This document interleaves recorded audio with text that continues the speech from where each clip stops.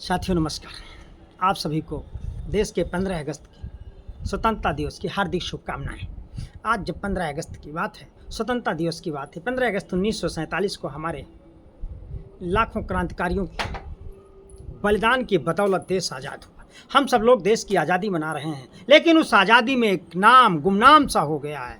बात करेंगे मन की बात में, एक साधारण सी बात बताएंगे, आप बने रही वीडियो में। बात करते हैं 18 मई 1951 में राजस्थान के झुंझुनू जनपद के किठाना गांव में एक साधारण से परिवार में जाट किस परिवार में जन्मे जगदीप धनखड़ जी की, महामहिम जगदीप धनखड़ जी की।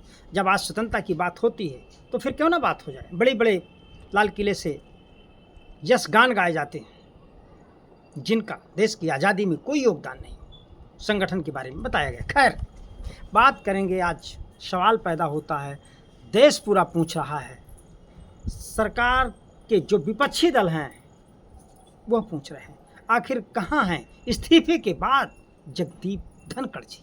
क्यों ना पूछें, उनकी तबीयत खराब थी। सवाल तो ये बनता है, जब इस्तीफा दिया तबीयत का हवाला था, कहाँ हैं, क्या सुरक्षा है?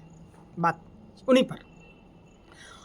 जगदीप धनखड़ जी एक बड़े ही राजनीतिक व्यक्ति, आपको बता दें संक्षेप में कि वो भाजपा के बड़े नेता हैं। पश्चिम बंगाल के जब राष्ट्रपति बने, इससे पहले वो राज्यपाल भी रहे। पूर्व स्वर्गीय केंद्र चंद्रशेखर जी देश के जब प्रधानमंत्री थे तो संसदीय कार्य मामलों के मंत्री, राज्य मंत्री के रूप में भी उन्होंने देश की सेवा की है।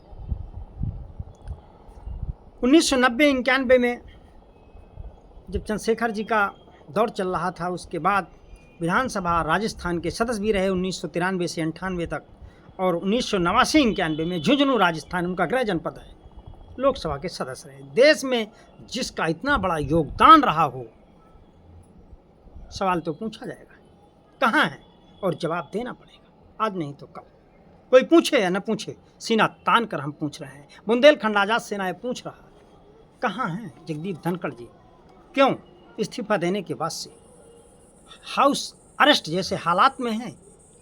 अगर ऐसा नहीं, उन्होंने सार्वजनिक रूप से कोई बयान नहीं उनका आ रहा, तबीयत कैसी है, सुरक्षा क्या है, और आगे क्या रणनीति है उनकी राजनीतिक रूप में, कुछ नहीं। परिवार का भी कोई बयान नहीं आ रहा, सरकार का भी कोई बयान नहीं आ रहा, जगदीप धनखड़ का भी कोई बयान नहीं आ रहा। संशय की बात है। खैर, जहाँ भी होंगे सुरक्षित और अच्छे से होंगे, अच्छे स्वास्थ्य की कामना भी करते हैं। अब बात कर लेते हैं इस समय जब जगदीप धनखड़ साहब 11/8/2022 को देश के उपराष्ट्रपति की शपथ लेते हैं, और जब तक वो सरकार के साथ हाँ मिलाते रहे, तो अब सवाल पैदा होगा कि उपराष्ट्रपति हैं, हाँ क्यों मिलाएंगे? देखने को मिल रहा था कई राज्यसभा की बैठकों में, जब देश में सदन चलते हैं उस समय उनकी भूमिका देखी गई थी। पिछले किसान मामलों को लेकर के भी तमाम पक्ष विपक्ष आरोप प्रत्यारोप का दौर चल रहा था। लेकिन इसी बीच कुछ इधर 5-6 महीनों से कुछ लोग कह रहे हैं खिचड़ी पक रही थी। तमाम लोग कह रहे हैं चंद्रबाबू नायडू का उनके यहाँ आना जाना था, और भी तमाम विपक्षी दलों के साथ क्या हो रहा था। खैर, जो इस्तीफा दिया गया है, उन्होंने स्वास्थ्य कारणों का हवाला दिया और इस्तीफा दे दिया। लेकिन इस्तीफा देने के बाद से हैं कहाँ?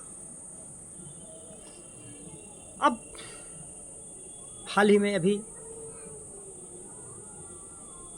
कपिल सिब्बल जी, उनके पुराने मित्र भी रहे हैं, वरिष्ठ मंत्री भी रहे, वरिष्ठ राज्यसभा सदस्य, कांग्रेस के बड़े नेता और वरिष्ठ अधिवक्ता सुप्रीम कोर्ट, साथ ही साथ शिवसेना के सांसद संजय राउत, यूबीटी शिवसेना, इस संजय राउत जी भी पूछ रहे हैं कि आखिर हैं कहाँ जगदीप धनखड़ जी, उनकी सुरक्षा को लेकर क्या मामला। कपिल सिब्बल जी का बयान आ रहा था, मैंने फ़ोन भी लगाया, उनके किसी पीएस या जो भी रहे हों, उन्होंने उठाया और कहा कि वो आराम कर रहे हैं। आराम करने के बाद से कोई फ़ोन नहीं उठ रहा है। तमाम लोग सवाल कर रहे हैं, लेकिन उनका कोई बयान नहीं आ रहा। खैर, इस बीच चूँकि वो इतना बड़ा देश में योगदान रहा, तो बात कर रहे थे जब 11/8/2022 को उपराष्ट्रपति बने, सब कुछ ठीक ठाक रहा और उनकी तमाम तमन्नाएं थीं, लेकिन इधर मुझे लगता है उनका ज़मीर जाग गया था। 5-6 महीने से ऐसा लग रहा था, देश के जो हालात थे, जो किसानों के हालात थे, विपक्ष के साथ जो अन्याय हो रहा था, नाइंसाफ़ी हो रही थी, बोलने नहीं दे रहे थे विपक्ष को, सत्ता पक्ष के लोग,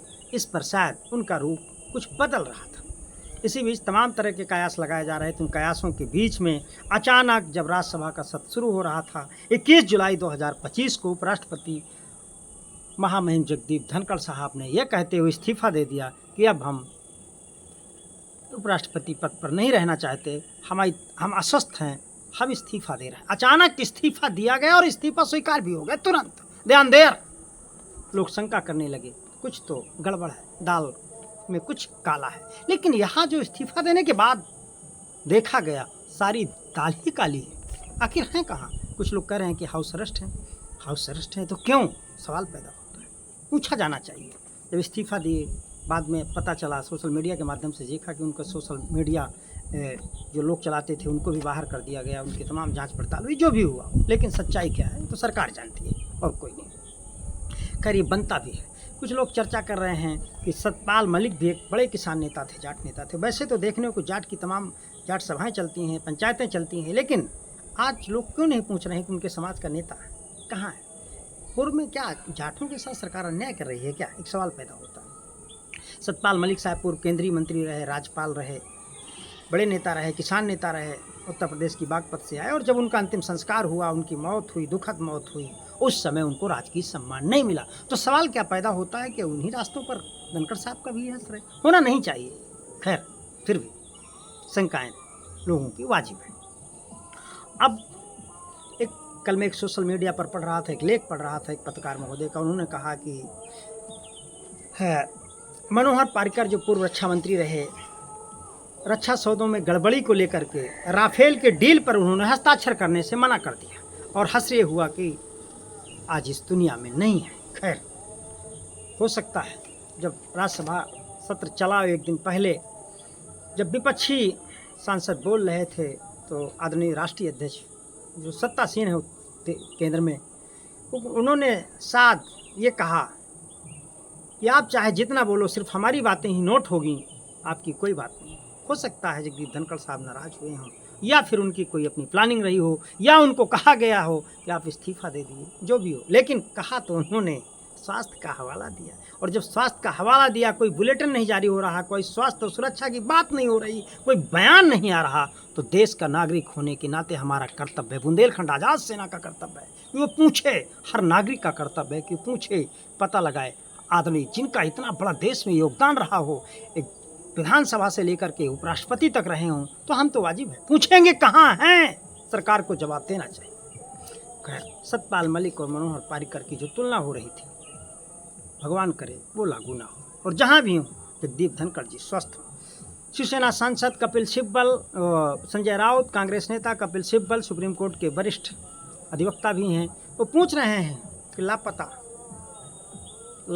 कहाँ है। तमाम लोग पूछ रहे हैं, विपक्षी लोग पूछ रहे हैं, लेकिन विपक्षी पार्टियों को जिस तरह से पूछना चाहिए, सवाल उन पर भी है कि पूछ नहीं रहे। उनकी बिरादरी के लोग राजस्थान, हरियाणा, उत्तर प्रदेश में तमाम बड़े जाट नेता हैं, वो भी नहीं पूछ रहे हैं। क्या कारण है?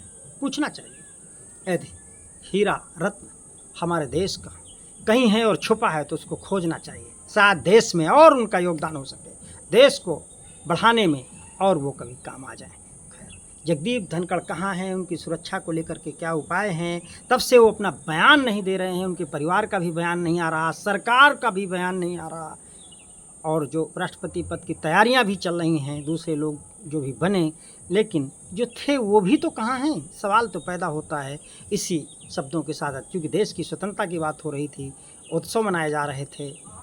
मेरा मन कई दिन से कौंध रहा था कि अपने मन की बात निकालूं, और सोशल मीडिया के माध्यम से आज सबके बीच मैं पूछ रहा हूं। आप भी पूछिए, मेरा पूछना उचित है या नहीं, आप भी बताइए, और सरकार को जवाब देना चाहिए या नहीं।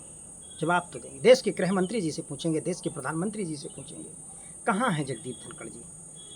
कुछ लोग कह रहे हैं हाउस अरेस्ट हैं, कुछ लोग कह रहे हैं वहीं वाइस प्रेसिडेंट वाले आवास पर रह रहे हैं। खैर जहाँ भी हैं तो उनके बयान तो आने ही चाहिए। क्या सार्वजनिक राजनीतिक जीवन में अब तक कोई व्यक्ति 21 जुलाई से और आज 15 अगस्त, इस बीच लगभग 1 महीने होने जा रहा है, कोई बयान नहीं आ रहा, तो बयान तो आने चाहिए और लोगों को जानना चाहिए कहाँ हैं जगदीप धनखड़, कैसे हैं। अब भी अगर किसी को जानकारी हो तो बताइएगा। देश के कोहनूर ऐसे रत्नों से मिलना चाहिए। और उनकी सुरक्षा का भगवान ख्याल रखे। नमस्कार। आप भी।